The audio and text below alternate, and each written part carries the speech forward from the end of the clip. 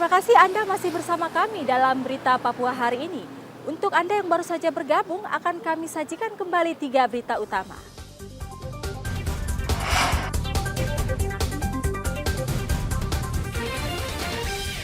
Polisi meringkus seorang anggota kelompok kriminal bersenjata di Yalimo.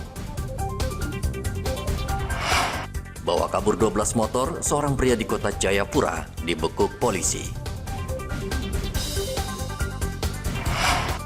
Mesin perahu cepat di Asmat mati karena dihantam gelombang tinggi. 9 penumpang selamat.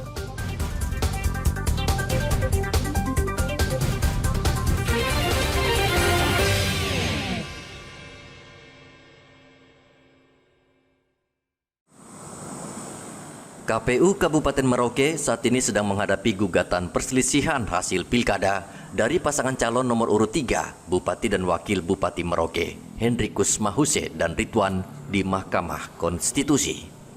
Roske Bubun, Ketua KPU Merauke, mengatakan pihaknya sudah menyerahkan bukti yang menjadi jawaban saat sidang di Mahkamah Konstitusi, termasuk keterangan berbagai saksi. KPU Merauke optimis gugatan pasangan calon nomor urut 3 akan ditolak Hakim Mahkamah Konstitusi.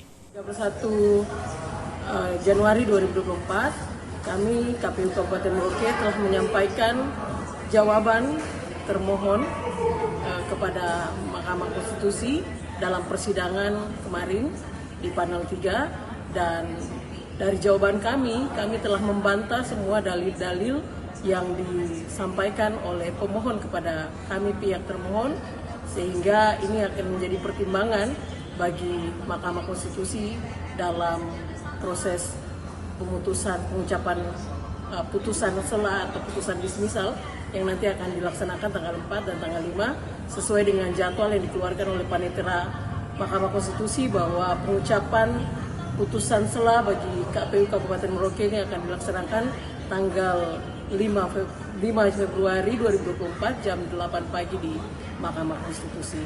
Dan pada prinsipnya kami optimis, kami telah menyampaikan jawaban dan juga telah menyampaikan bukti-bukti kepada Mahkamah Konstitusi, dan biarlah Mahkamah Konstitusi yang nanti akan menilai dan memutuskan.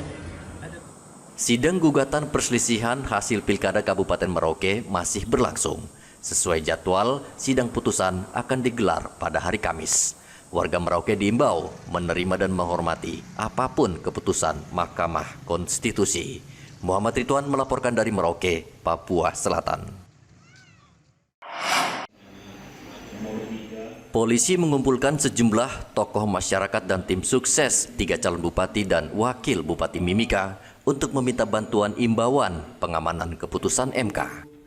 Tokoh masyarakat dan tim sukses diminta polisi mengimbau warga Mimika agar menghormati keputusan MK yang rencananya akan dibacakan pada hari Kamis. Seluruh masyarakat yang bermukim di wilayah Papua, lebih khusus yang ada di Mimika, semua suku bangsa dari Sabang sampai Merauke, saya menghimbau kepada kita semua, terutama di tingkat kepala-kepala suku dari Sabang sampai Merauke masing-masing ya, para tokoh-tokohnya, tokoh intelektual, tokoh perempuan, tokoh agama, dan pemudi yang ada di kota Mimika.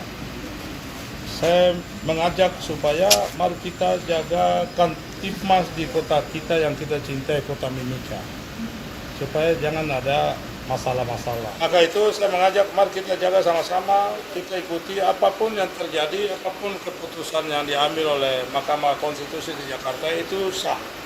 Karena mereka yang punya mengatur negara. Kita sebenarnya negara yang baik, taat kepada undang-undang, perundang-undangan yang mengatur. Masyarakat Mimika sudah membuktikan diri bahwa kita sudah melek demokrasi. Artinya pemilihan kemarin itu kita tidak konflik atau tidak bertentangan. Tapi langsung begitu selesai pemilihan, ambil upaya hukum. Ini adalah dewasa demokrasi. Oleh karena itu saya minta untuk segala lapisan masyarakat yang ada di Kabupaten Mimika, itu untuk kita juga membuktikan bahwa kita ini demokratis. Artinya final dari pemilihan kemarin itu sudah terjadi di MK. Siapapun yang akan terpilih adalah Bupati Kabupaten Mimika. Oleh karena itu saya mengajak semua lapisan masyarakat yang ada di Timika itu untuk mendukung bupati kita, siapapun yang... Kapolres menekankan jika terjadi keributan akibat putusan MK, maka pihaknya akan bertindak tegas. Kita melibatkan 400 personel gabungan dari TNI Polri. Kemudian kita juga mengajak seluruh elemen masyarakat, tokoh masyarakat, MKUD, tim ses masing-masing paslon, kemudian tokoh masyarakat, baik itu dari Lemasa maupun Lemasku. Mulai nanti malam kita ajak patroli bersama. Jadi biar mereka juga tahu situasi seperti apa menjelang dan pasca putusan. Bahwasanya memang ini wajib dilakukan karena kita harus bersamakan visi misi dan juga untuk kita mencegah adanya pemberitaan yang tidak bertanggung jawab atau berita hoax. Hasil Pilkada Mimika digugat oleh dua paslon, yaitu pasangan calon Alexander Omaleng, Yusuf Rombe Pasarin, dan paslon Maximus Tipagau, Peggy Patricia Patipi. Dari Mimika, Papua Tengah, Igobat Momolin melaporkan.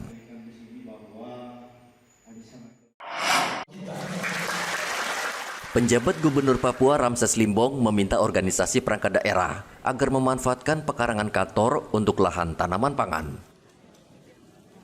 Ramses secara simbolis menyerahkan bibit kepada organisasi perangkat daerah Papua di Aula Sasana Krida, kantor Gubernur Papua pada hari Senin.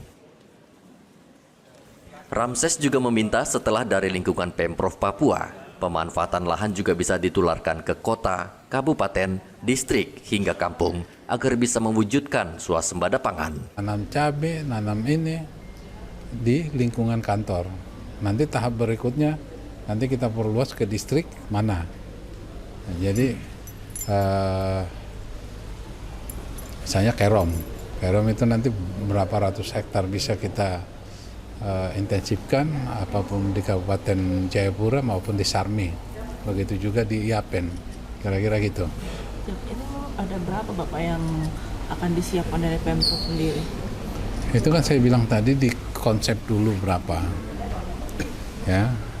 Tapi apakah misalnya nanti di Kerom itu lahan-lahan yang tidak produktif itu bisa kita olah atau bekerja sama dengan kelompok tani di sana untuk meningkatkan produktivitas ya sesuai dengan daerahnya. Bibit tanaman pangan yang bisa ditanam antara lain cabai, bawang maupun jagung. Ini penting untuk segera ditindaklanjuti karena surat edaran itu diberikan bagi 43 SKPD pemerintah Provinsi Papua untuk dapat membuat kebun mini. Sehingga dari kami, Dinas Tanaman Pangan, Hortikultura dan Pangan, yang adalah SKPD teknis dalam hal penyediaan bibit ataupun benih untuk mendukung kebun mini yang akan dibuat oleh masing-masing SKPD Provinsi Papua. Itu ada berapa Ibu yang disiapkan? Berupa, jadi tadi kita kasih berupa bibit cabai dan bawang, kemudian dari benih berupa bibit biji atau dalam bentuk saset, itu bawang cabai, tomat, kangkung, kacang panjang, dan ketimun. Itu nanti yang akan digunakan oleh masing-masing SKPD dalam rangka membuat kebun mini masing-masing SKPD. Oh, jadi itu tanamannya ada di masing-masing SKPD? Iya, jadi nanti SKPD masing-masing akan membuat kebun mini di mana bibit-bibitnya atau tanamannya itu yang sediakan adalah dari Dinas Tanaman Pangan, Hortikultura dan Pangan.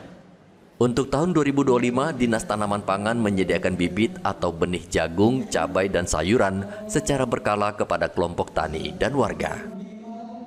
Selain itu, Pemprov Papua juga menyediakan pestisida dan pupuk nabati yang bebas bahan kimia. Dari Kota Jayapura, Papua, Hendra melaporkan.